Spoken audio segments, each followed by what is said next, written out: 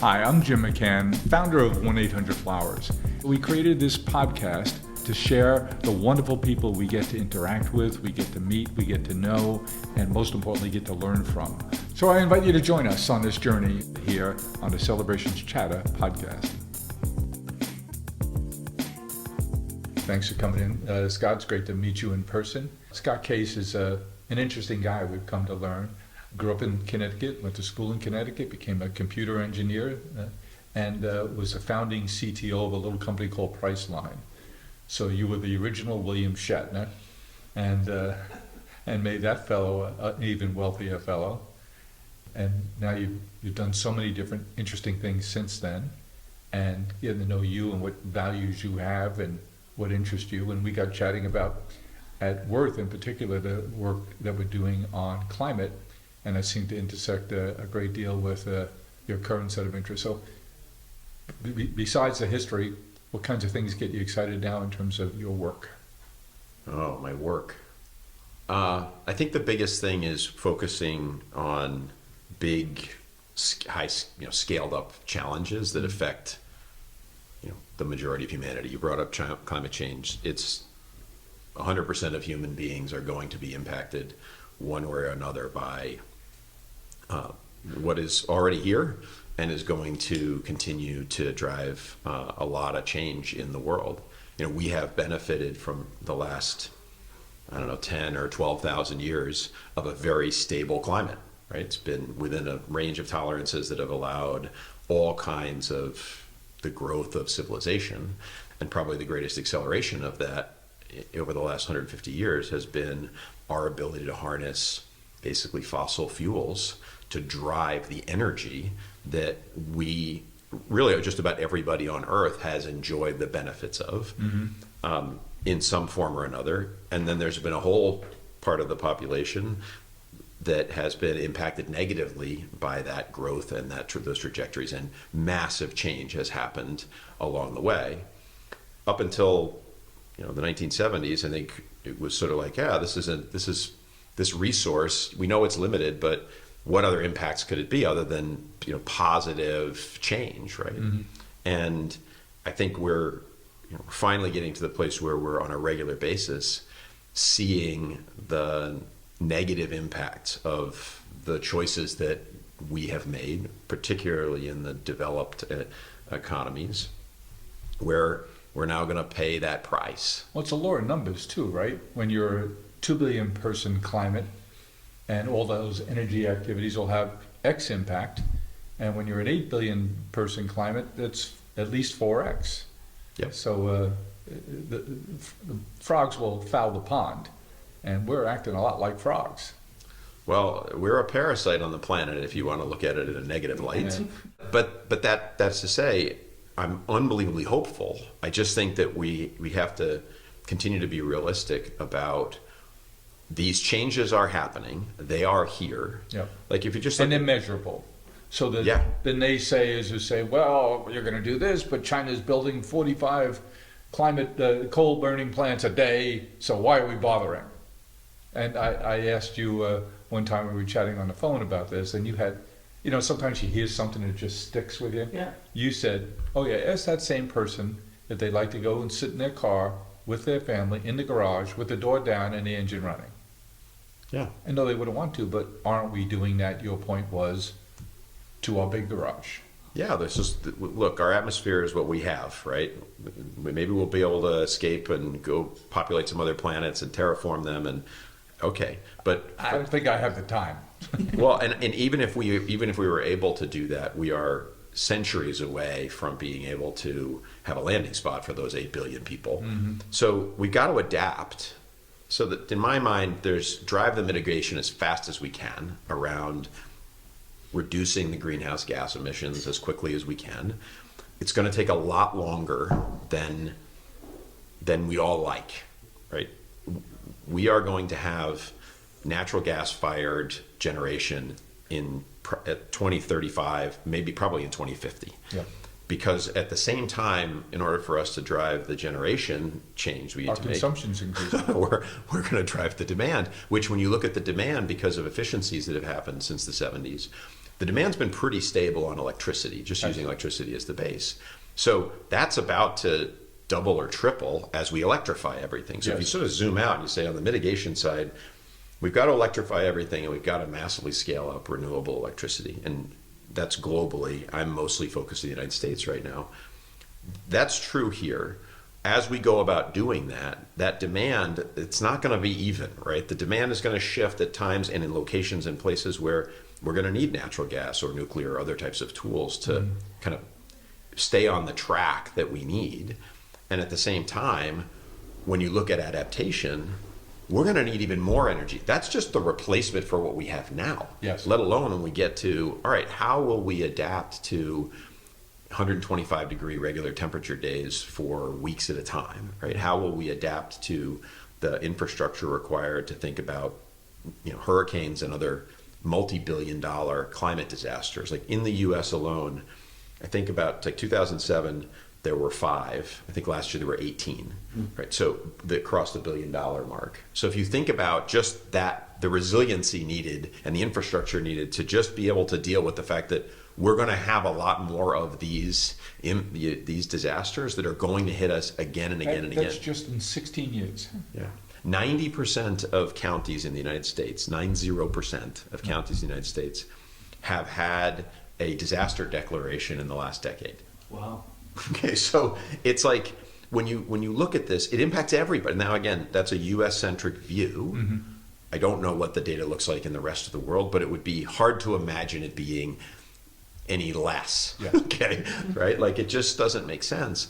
And so we're going to need a lot of energy to adapt to that. Yeah. And so for me, you asked the question of what am I interested in? When I zoom out at where I could spend the next 20 years of my life, hopefully productively, I don't see a whole lot of challenges that impact everybody quite the way this does. Mm-hmm. There are big moving tectonic plate things that are going to either help accelerate our ability to adapt to this or get in the way of it, right? But like whatever we do in the world, like our political systems or our media systems or ChatGPT or any of the stuff that's going on that we kind of get anxious about on our day-to-day, this is like a slow moving sort of train wreck, right? It's only moving a little bit at a time. You sort of can't see it, the analogy of the boiling the frog, right? It's just like, hey, the water's getting a little warm here, right?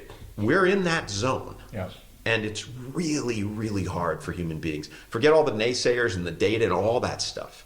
We are terrible at our ability to navigate things like that. Mm-hmm. In the same way, it's sort of like the other extreme to what we experienced with COVID, which is exponential growth. People can't get their heads wrapped around it. They don't get the hockey stick. They don't understand that acceleration. How is it possible that it goes from when it went from 1 to 2 to 2 to 4 to 4 to 8? How could that be? It's not so big. Yeah, well, guess what? 2 to the 16th is a really big number. Okay, and if you're doubling every day, you're gonna get there real fast. We had a breakfast on March 11th. Yeah. In our office. In our office, the predecessor office to this. And we had some great entrepreneurs in, and one of them said to us, March 11, 20 was the day that the world started to shut down. That night, the NBA canceled. Yep. I think there was a basketball tournament at Madison Square Garden. Our offices were closer then, and they shut down. I remember going home that night saying, this is eerie. I'm the only one on this train, Wow, this is real. But one of our guests at the breakfast is a great entrepreneur and technology savvy guy. And he said, I've been playing, what was the name, Virus? Is that, on my phone for years. I know how this works. And he said, I'm leaving today to get out of the city, and we bought all the groceries we can buy, and they told me we bought pasta, and we're headed to the woods of New Jersey. He says, this can go very fast. And boy, he was prescient. Yeah, it's one of those things that we can't get our heads wrapped around. Mm-hmm. And that happens to be the speed side. Yes. This is what climate is dealing with the pace of the change is just not there. And we're used to things, right? It's like, well, the trees are blossoming, right? So I'm based in DC now, so all the stuff with the cherry blossoms, all the stuff, and it's always been moved, always been moved by a few days, but it has been statistically earlier every year for the last 20 years. Like now it bounces up and down, but when you zoom out and you look at the trend line to it, right? You look at bee pollinators, like it's just touching the edges of things. And the last thing I'll say, just you talked about, would you take your family and put them in a garage with a combustion engine and close the door and sit there? No, that's our planet. When we think about like 1.5 degrees Celsius, it's hard for people to get their heads wrapped around. It So really let's just call it 1 degree Fahrenheit. We have all, well, if you've lived in any kind of a northern climate, the difference between 32 degrees Fahrenheit and let's just call it 30 degrees Fahrenheit is the difference between the ice on the roads being dangerous and being wet. Okay, it doesn't take much, right? We have these small transitions that we live in our lives. Gradual until it's sudden. Yeah, it's one of those things where it's like, it all of a sudden it's on top of you. And when we think about those small changes, when you look at ecosystems and you look at our planet and the way that it all functions, we really don't understand it all. It is the most complex system. Everything touches everything else. And so if you don't appreciate that very small changes can have, step function outcomes to them, again, we're really bad at that. It's just something we don't pay attention to in our normal lives, right? It's like, but if you stop for a second, I'll go the other end of the spectrum. We've all sat and watched a pot, you brought up pasta, a pot of water waiting for it to boil. It goes from not boiling to boiling. Right, there's a little bit of a story, little tiny bubbles that come in, right? But it's like a pretty simple. But we're seeing the bubbles. Yeah, we're getting them, and we're getting them on a frequency that it's kind of spooky, right? Like we could be in a place by the end of the decade where we're facing 50 to 80 of these billion-dollar events hitting. So we're going to need resources to be able to build our infrastructure and the capabilities, and we're going to be constrained, quite correctly, by not having the fuel source that we have truly mastered over the last 150 years. And it's a little mind-boggling to think about how much infrastructure there is that didn't exist before. But like, we're all used to being able to, get gas at a corner like pretty regularly. Every drive you take, there's a gas station within a few miles everywhere you go, right? All that infrastructure goes back to a hole in the ground somewhere that had to pump that oil out and get it refined and get it cracked and get it distributed and get it here. 3 days of gasoline in a typical gas station. Right. That's it. So think about the infrastructure for a just-in-time delivery of a very volatile chemical. Yes. There's no way we would ever do that again. Can you imagine going in and saying, I'd like to transport some very dangerous fuel around in big trucks? Don't worry, it's sustainable. Don't worry. It just catches, and the engine itself is tiny little explosions. Yeah. What could possibly go wrong?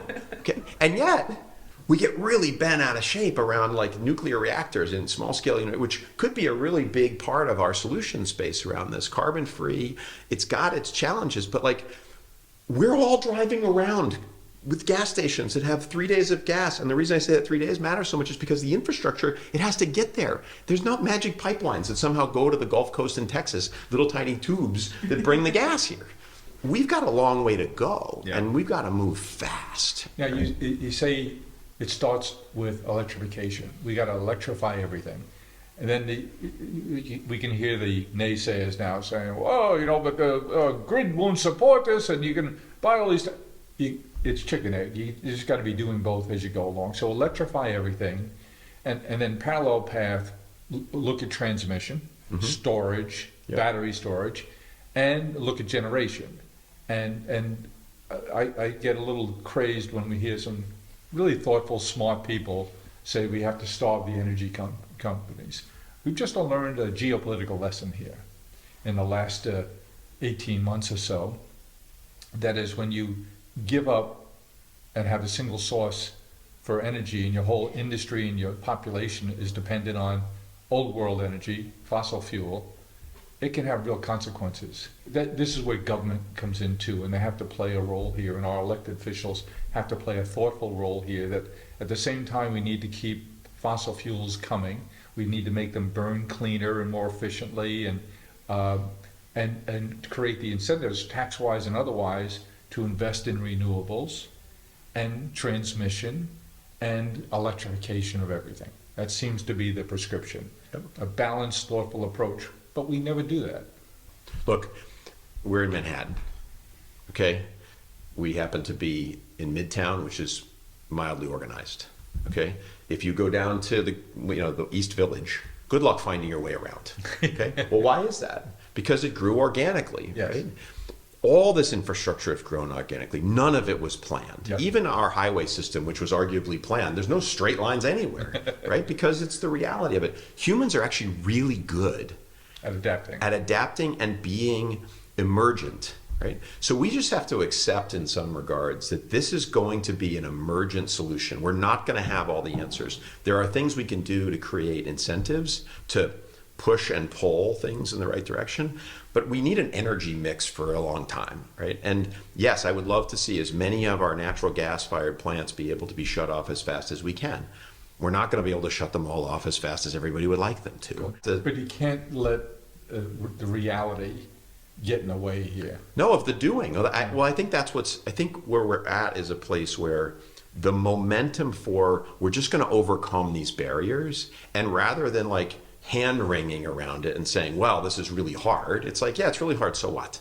Okay, like let's just get after it, right? And I think there's a whole bunch of entrepreneurs now that have been at it for 20 years. Well, here's the thing that gets me excited. We put on a climate event, Worth Economy did last year, the first one, and we've now done a series of them. And the closing speaker at the September event was a man I'm a huge fan of, Seth Godin. Mm-hmm. And I think we both had his almanac when we Sure. chatted on Zoom and our backgrounds. And he finished up talking about it takes a movement. And one of the examples he used was in my generation, we were the first generation to use seatbelts. And I used a seatbelt because I had little kids.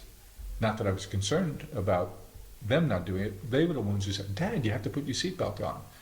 It's an example of the movement that Seth talked about with young people getting into it. Now the big thing is corporate America, corporate world is making this a priority. And I think that's a sign of movement and momentum coming. And when big time corporate world, America and beyond, decide this is where we're going, good things happen. That's when real change happens. And so I think it takes a movement, and I think we're beginning to see momentum. And for the people who say, what difference does it make if the rest of the world isn't doing this? I would think that the argument could be, we've always been a leader, let's lead. Let's find the solutions. Let's invent the technology. Let's invent the intellectual property. Let's invest in the businesses. And the most encouraging thing that came out of Mountain View for me was the smart capitalists in the room that I know and think the world of was saying, this is the greatest business investment opportunity that I've seen. So I went from terrified to encouraged in a day and a half. And the encouragement is continuing because people like you who are smart and knowledgeable and doers are saying, here's what I can do. Well, look, I think if you look at, so if you take a geopolitical view, having control of your energy would be a really good idea. That's true for every country, Yes. right? So energy independence and not having those things. You talked about the risks around that.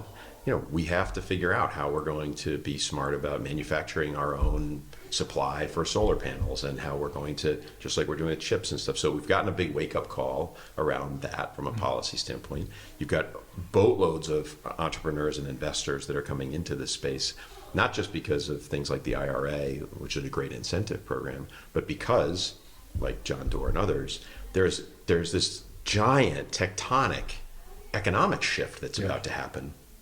And there's an inevitability to it. And to your point about both the investors and, to some degree because of the investors, the corporations, right? They're looking at this and saying, okay, we've got to adapt to this reality. And there's a push and a pull to it. On one side, they have a disclosure issue because their investors are saying, hey, what is your impact on this from a climate standpoint?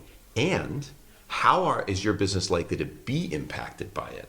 either because of regulatory changes or because of All kinds of risk or, management. or all kinds of risks, right? If you own physical assets, for example. So we're at this very interesting moment in time. You know, a lot of business leaders, entrepreneurs, we kind of look for these S curves, right? Where you're at the corner of that rising, almost that exponential growth that I talked about on the positive side, where we're right there on the bottom of that curve right now in this space. And we had some false starts a decade ago, because I think everything was too early.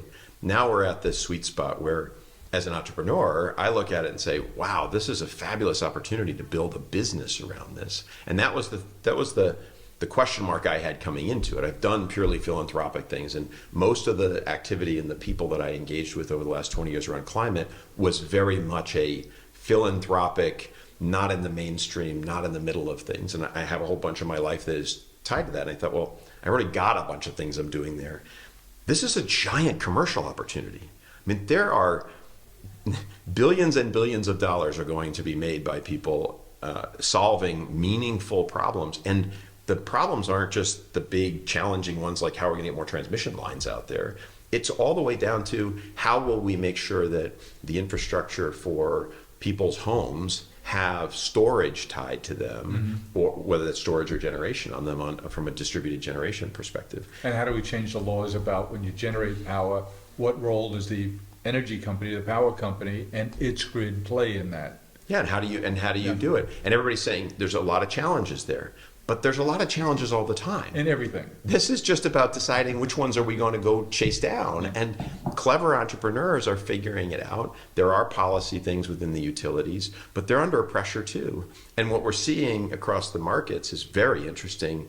You've got states. So the way our energy infrastructure works is a little wacky. You've got the federal government that manages pieces of it. You've got state level, and then there's some municipal level stuff. But the state level, they're putting incentives and or penalties in place that are sort of forcing the hand of their utilities to do certain things. And you're seeing this very interesting kind of bifurcation across the country where some states are really turning the pressure up, and there's times when the cost of electricity is getting kind of out of whack, and then there's times when it's plummeting. You know, in Texas, they're like the greatest petri dish for examining all this stuff. Yeah, well, they got 2 cent a kilowatt hour electricity, right? And then they have 200 kilowatt hour. And what's driving all of that? Well, they're experimenting with a lot of changes that are happening there. California went the other direction with it, and they're trying to manage it all. But that's the way our country built everything, right? Like, let's just embrace the chaos a little and say, look, let's get after this and figure out each of these different pieces. And one of the things we chatted about, you brought up John Doerr. I think Speed and Scale is one of the if you're a business leader, one of the greatest books to unpack the whole climate change piece. If you believe that we have to reduce our greenhouse gas emissions, if you don't believe that, then it's not for you. But if you do, it sort of deconstructs all the different places that people can play, and every one of those OKRs that he lays out in there has they're multi-billion-dollar business in every one of them. Exactly. Okay, so it's like there's so many opportunities to unpack that and to attack it. And I spent 6 months trying to figure out where the leverage point was that I thought I could be useful. And so, well, there's a bunch of them, but I picked one. The biggest challenge that I could see that I could contribute to was around figuring out how to subsidize. It's going to sound strange given how much money's flowing around this. Subsidize the development of new clean energy generation using the corporate commitments that have been made by almost every public company. I think it's about a third of the publicly traded companies globally have made a net zero commitment, and it's a slightly larger percentage in the United States. They really would like to be able to make a net zero commitment. They've invested dollars in it, typically through what are called renewable energy certificates. And they match those certificates up to what's called their scope 2 emissions, which is basically their emissions from electricity usage. That's like the biggest driver of most companies' emissions, right? With certain sectors carved out, but for the most businesses in America are service businesses. They use a lot of electricity. That's where their scope 2 emissions come from. They spend money on these certificates, but the certificates, that money goes to existing operating plants. So they're existing solar farms or existing wind farms, et cetera. If you're a solar developer on the other side of the equation, if you're trying to build new solar, What you need is you need to figure out how to get people to make commitments to buy the electricity and those renewable energy certificates in advance of you building the thing. Mm-hmm. So the challenge with that is, in order for them to be able to build them, they need a buyer of the electricity, and typically that comes along with the environmental attributes, these At RECs. an agreed upon price. Typically at an agreed upon price over a long period of time. Yep. 15 years. They're called power purchase agreements. That developer then takes that and they go and they get their financing. And there's basically debt and tax equity are the two types of financing that they bring. The challenge for them is they need to prove that they've got a buyer that's actually going to give them the cash flows to be able to pay off the debt. Yep. And tax equity works a little differently, but it's essentially the same idea. These people are going to be good for it. On the corporate side, they're currently buying these renewable energy certificates, which is good, but it doesn't actually go towards creating new generation. Furthermore, they might want to be a buyer for the power and the electricity, but they're often not big enough, right? 100, just to give you some scoping here, like a 100 megawatt solar farm is like 1,000 acres. It's like $200 million to build one of them. So if you just do simple math, you need somebody that's going to buy 20 years of electricity for $200 million over the 20 years. So 10 million, well, how many businesses buy $10 million a year in electricity? Almost none. They're very small. Microsoft, right? Very small. So if you're one of those players, 1-800-Flowers, you don't buy that much electricity, right? And yet you might want to do something here. So you're not going to put a power purchase agreement in place. You're not going to take the risk on all of that. There's a few other tools. So what we're building is a way to, instead of you committing to both the power and the renewables, you can just buy a strip of the renewables off of a project. You're going to pay a premium to retail, but you're making an advance commitment over a relatively shorter period of time, 5 or 10 years. But if you think of the power at $40 and the renewable energy certificates at $6, so taking a risk for $6 for 20 years is very different than taking it for 40.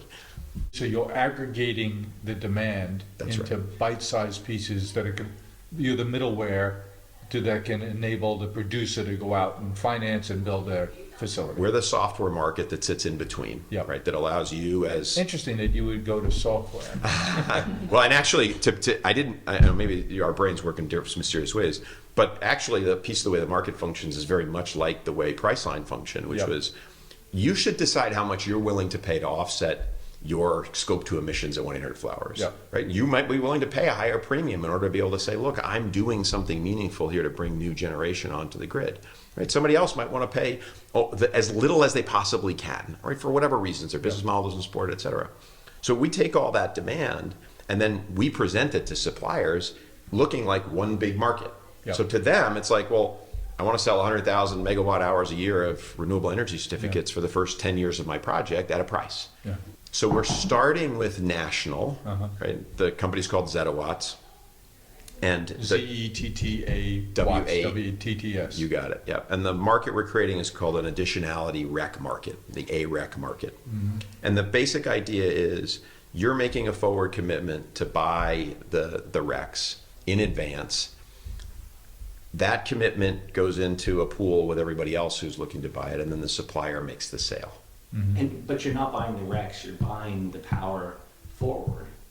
You're buying the RECs in advance. So you're just buying the environmental attributes themselves. And then the solar developer, let's say in my example, they can either they'll sell the power to the generation, or there are buyers of the power that they just want to lock in a power price, right? And so they don't want the environmental attributes, or they're overbuying. So when you look at like the EPA's Green Power Purchase Program, you'll see there are companies that generate 200% of their demand, right? So that company who made that commitment to buy the power and the RECs now has 100%, they've doubled. So who's going to buy that? Well, if you came in and bought alongside them, now you're helping to get that project financed, right? You're taking just the environmental attributes, so your risk is limited to just that part of the exposure, and then we make it a fixed price on both sides, so there's no risk in it from anybody's perspective.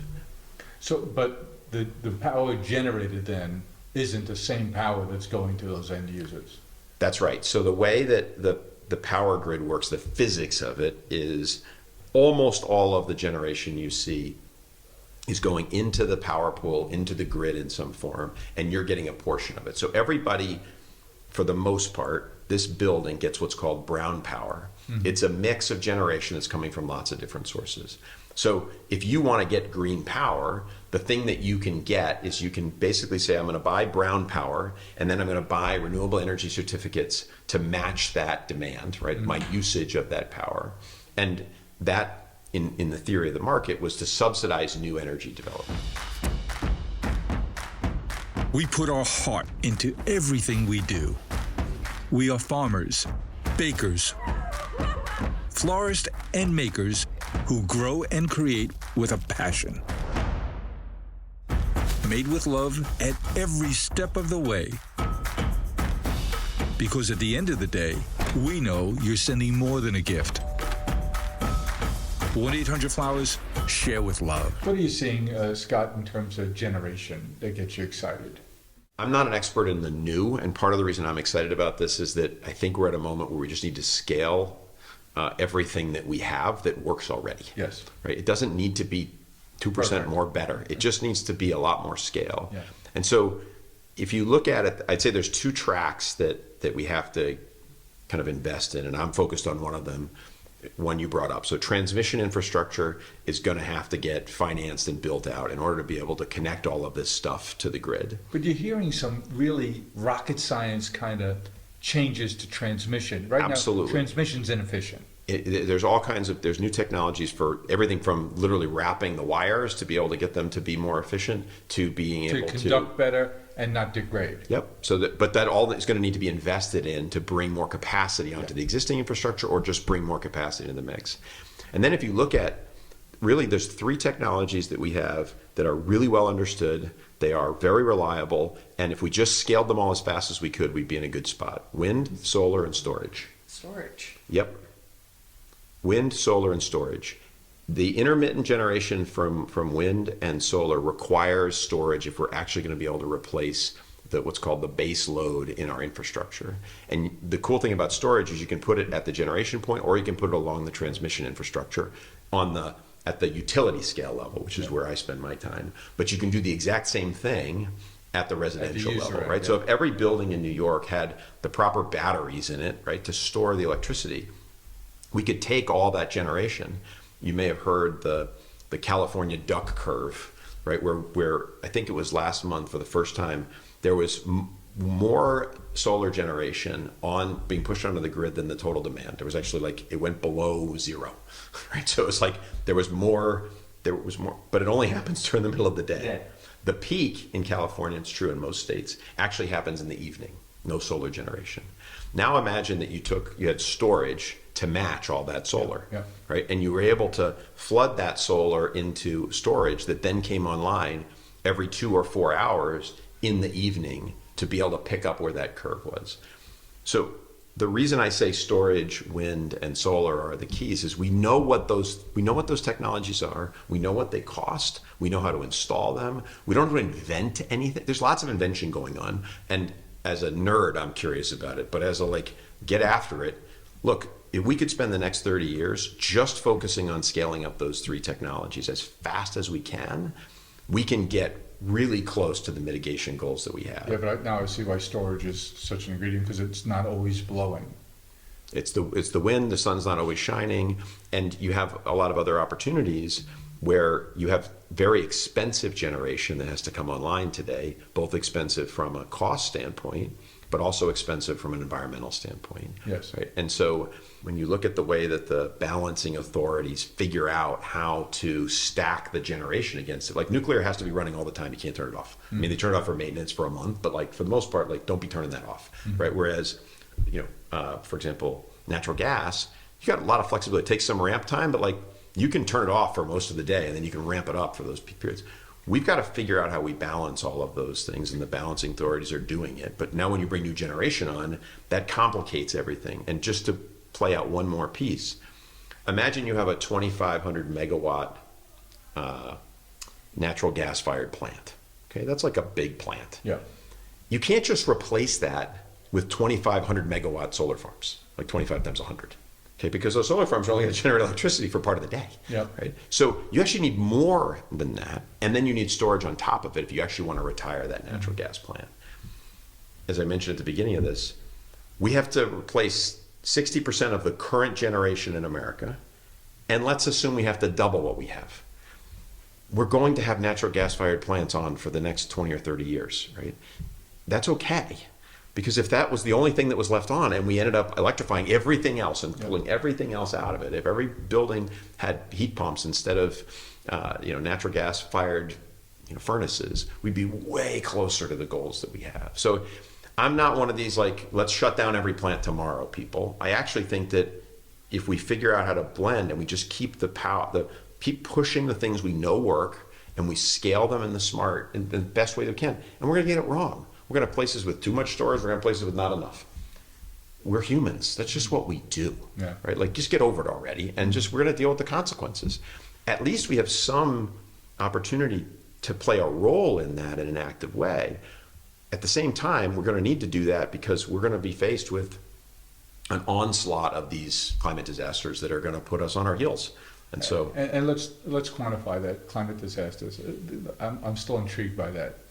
You talked about in what period of time did we go from 2 disasters a year that were $1 billion or more? What was the period of time? about 15 years. 15. 2007 to Today. 2022. Yeah. Right. So, and again, that's not corrected for what a dollar was worth in 2007, but it sort of doesn't matter. It just, it's like even if it was half that amount, then it's still like those are big things, right? And when you see these kinds of impacts, the recovery time, right, of these, it's not equitable, right? It is not fast. So there are these cascading problems that come along with it. It disproportionately impacts those that were already hand to mouth, right? And so even if the widest community swath on average was in a certain place, the people with the resources, with the insurance, with the capabilities, even just simple things like being able to apply for FEMA assistance, like we're in New York City, we don't live in America, right? It's easy to forget.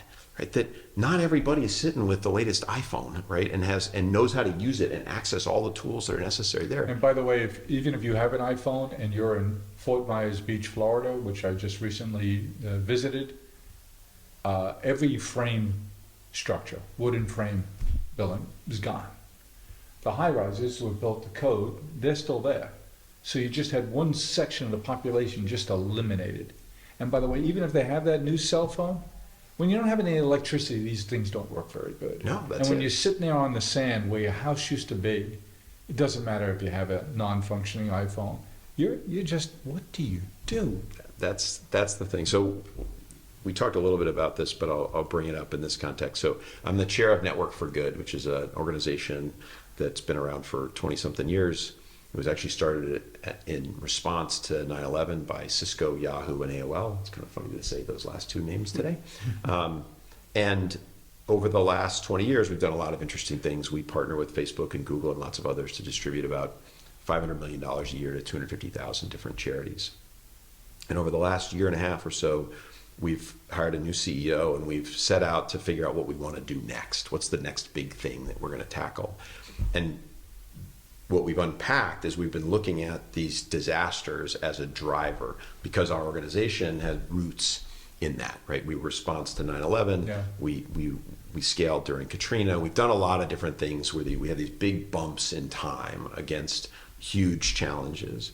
And so we said, all right, well, what would create more durable, resilient solutions? And 90% of the money gets spent on just straight up recovery.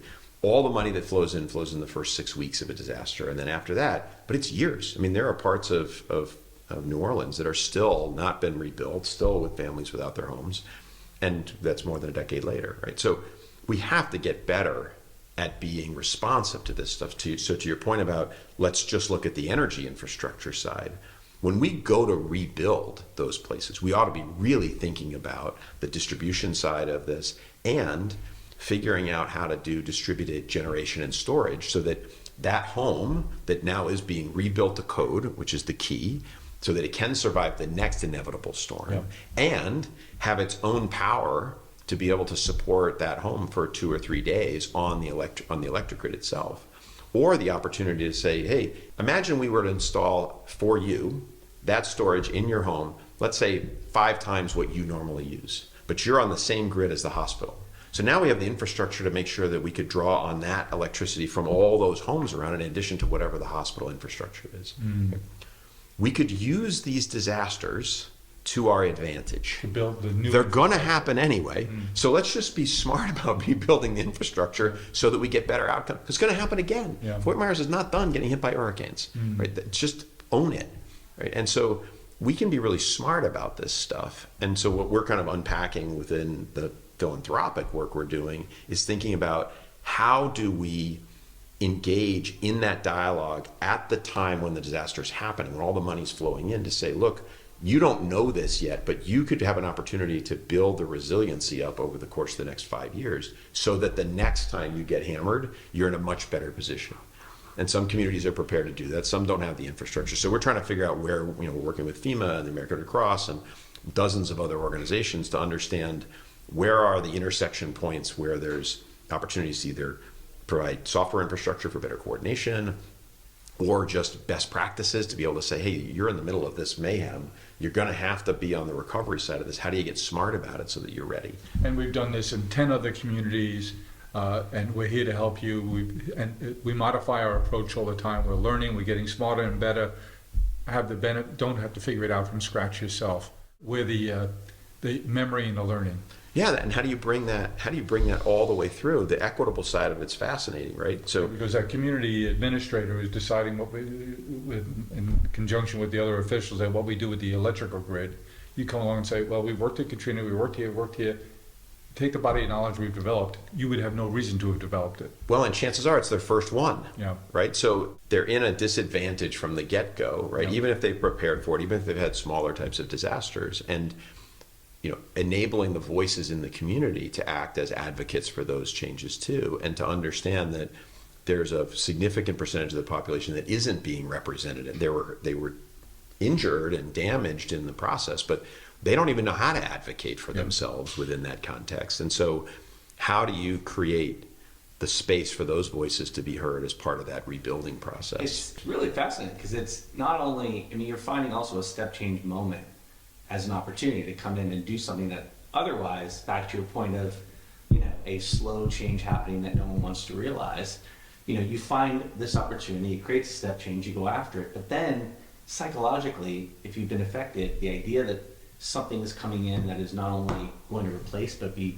better, down the road for the future, that's wonderful. That's We need to deal with the immediate needs, right? That acute phase is so important. That just, water, shelter, all those things. And, we've gotten pretty good at it, unfortunately, right? Because we've had a lot of disasters. We understand that part of it. But then all that sort of goes away, right? All that outside infrastructure and capability and knowledge and everything else. And then what's left is that community is trying to figure out which end is up. Yeah. And that happens at the city or the municipal level and at the state level too. Where the utilities have done a pretty good job of pooling resources and learning to respond. The utilities by nature are going to be fairly slow-moving, deliberate organizations because that's what they do every day. Yet the needs that are placed on those organizations when a weather crisis hits is completely different. It's go fast, go around the clock, assemble big groups, do things big. And I think the fact that they pool their resources now and can repair crews will come in from that seems to be what you're doing from a software planning and future build out point of view, responding the same way, pooling those resources, aggregating your capabilities, and bringing it to bear when it's needed. Yeah, the expertise, we're at the very beginning of this, so who knows what's going to actually pop out at the other side. Yeah. But there is expertise about these, how you recover in this way and how you rebuild. And there's data points that if you're unaware of them, how would you know, right? Mm-hmm. And you're probably not thinking about it because at this point you're still dealing with the fact that you have hundreds or thousands of families in shelters, and how do you enter into that moment in time and have the biggest impact? In a world where I have 3 days of fuel supply in the gas stations, if they have power, how do I get that infrastructure back up and working? Well, and to your point, like with the utilities and the private sector that comes in, and the folks supplying those gas stations and going to the head end of that whole swarm of activity that rebuilds those basic pieces. That's what gives me confidence that we can tackle the big the big climate change challenge, because all that stuff is swarming, right? Yeah. There's no central planner sitting inside the governor's office picking up the phone and figuring out how to coordinate all these things, right? Well, government can do things like, oh, by the way, gas station, if you don't have power, it doesn't matter if you have 3 days supply of gas, you can't get it out, requiring them to have generators so that they can pump gas even when there's no electric coming from the grid. So little things like, but what else gives you hope? What gets you, what do you put on the list of things that say, you know, some good things going on here and it's not all doom and gloom. There's some real bright spots here.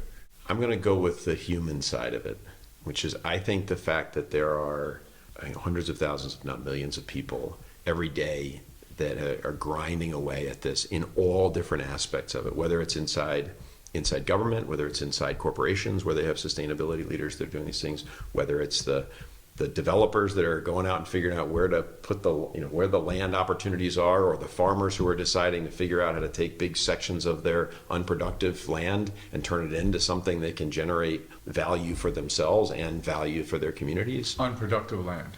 Yeah, unproductive land. And there needs to be some, because I see like in Eastern Long Island where they take some very productive land and put solar on it, I say there's something wrong with this. Well, there are changes that are coming with solar and other techniques that are allowing them to grow and harvest around solar. So Yes.